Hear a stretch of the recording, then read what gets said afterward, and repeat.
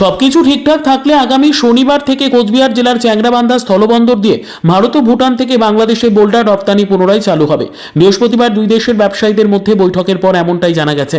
শুধু তাই নয়, বৈদেশিক বাণিজ্য সর্বদা চাঙ্গা রাখতে উভয় দেশের ব্যবসায়ীদের নিয়ে একটি যৌথ মনিটরিং কমিটি গঠনের প্রস্তাবের বিষয়ে উঠে এসেছে এদিনের বৈঠকে। উল্লেখ করা যেতে পারে, বোল্ডারের দাম কমানোর দাবিতে গত 1 ফেব্রুয়ারি থেকে এই স্থলবন্দর দিয়ে বোল্ডার আমদানি বন্ধ করে রেখেছেন বাংলাদেশের ব্যবসায়ীরা। তবে অন্য পণ্য আমদানি রপ্তানি চালু রয়েছে।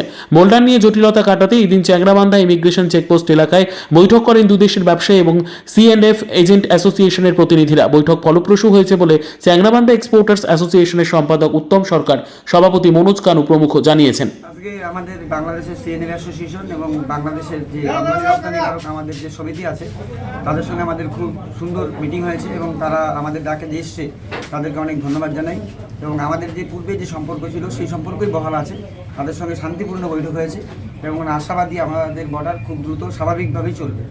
যেটা আমাদের সঙ্গে ওদের সংবাদ মাধ্যমে যেটা প্রকাশিত হয়েছিল যে সামান্য পরিমাণ ওদের সঙ্গে আমাদের যেটা সম্পর্কের অবনতি হয়েছিল, সেই সম্পর্ক পুনরায় পূর্বের ন্যায় খুব দ্রুততার সহিত পূর্বের ন্যায় আমাদের আমদানি রপ্তানি বহাল থাকবে, এটা আমরা আশাবাদী।